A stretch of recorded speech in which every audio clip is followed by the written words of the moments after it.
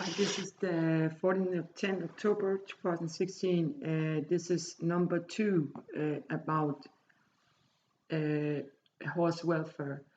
What I'm trying to illustrate is that we have a very, very bad industrial farming right now. We have in Europe indoor cows. Never been that cruel in any time historical to cows as we are now. The pigs is the same, the chicken is the same.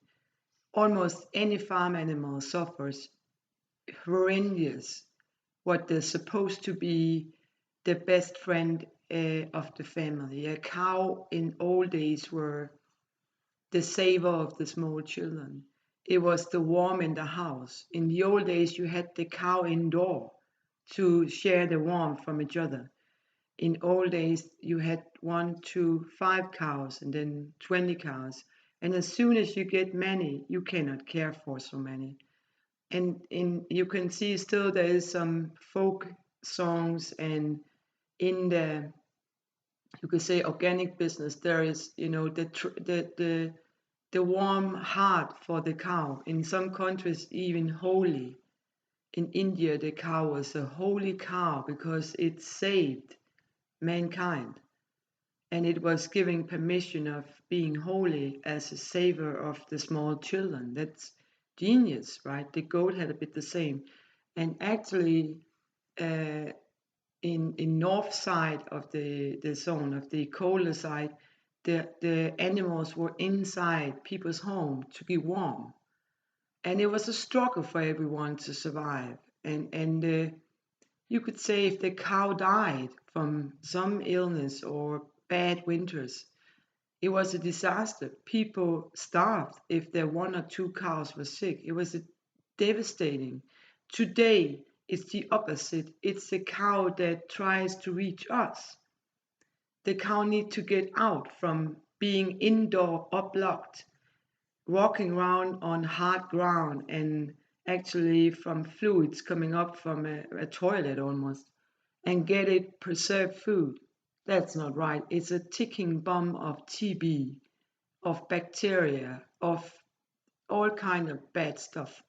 You have the cows outdoor that is always outdoor, the bigger cows. You have the cows that gets out and stand in cold weather and icy winds. How did this happen, right? And now when you have the horses, the neglected horses that we save, I often spotted them because I walk around a lot. We have this kind of great organization that save the horse. I'm on their side, no doubt. But I also realize, because I've been the first at the side, and I've been having neglected animals close to me. I've saved the foal, I saved the dog.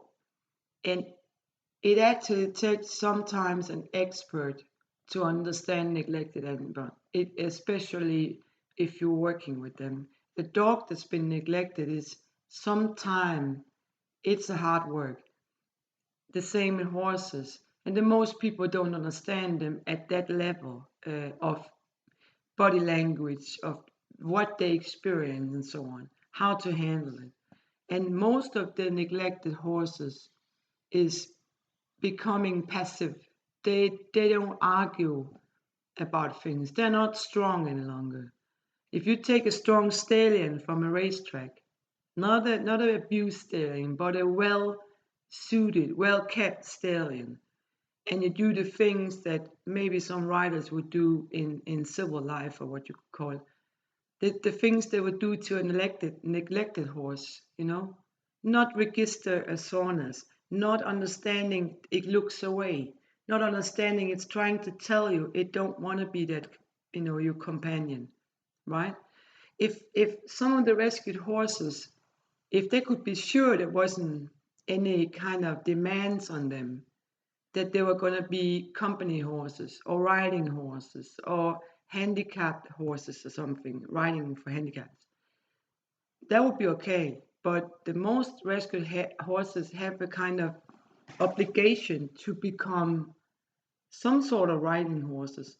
And you cannot tell from even the most narrow-sighted x-ray or scanning if those horses have a problem in the back or something. It is a no, most of the horses has been neglected a whole life, many of them, and I feel frankly that the vets neglect the law in the farm industry, and also they put it a little far by rescue neglected horses that would have died, you know, they would have been dead before, they're maybe struggling a so hard fight that they will be harmed for life.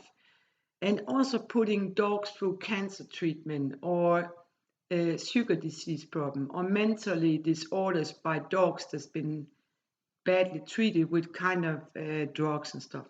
Don't do that. I mean, what we need is a healthy approach to horses, to farm animals, to dogs.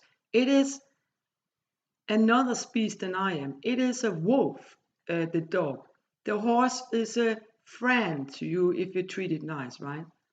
You cannot expect a mistreated horse to understand to say no thanks and kick after you. And frankly, if I work with horses, I'm nothing against with a horse that kicks out. Because it actually just tells me something is not in their favor of the horse.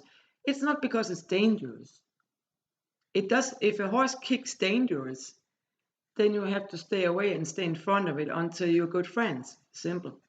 Actually, I think that many of the healthy dogs that is in being put down by vets should be handed over to some of the dogs that not supposed to live with sickness.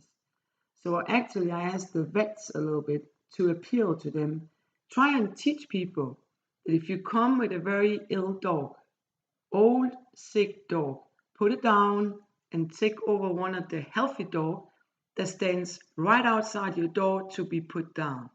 I mean, how much greed is there in this vet business that they can take an ill dog and give it 3 years cancer treatment while they're killing 10 dogs, right? That makes no sense. The same in the horse business. Why do try and save a horse? I'm a rescuer of horses, no doubt. But a horse that's rescued and maybe have bone structure problem, maybe have hidden problems, right? Why take that horse and try to make it healthy or make it look healthy and give it to somebody who maybe not understand horses? What's the point in that? While there's very, very good ponies and slaughter horses that just went on the slaughter car because there were no buyers, right? What about saving them for once, right? So actually, maybe the welfare centers should be center where there's pictures and of the neglect cases. All of these videos could be the evidence that you train people. This is not right. But maybe some of the neglected horses pray for getting peace. That's what I think. And actually also maybe the education and the money for horse rescue welfare should be spent on educating children. This pony at this welfare center and this riding school, and this pony is coming from a rescue from the slaughter.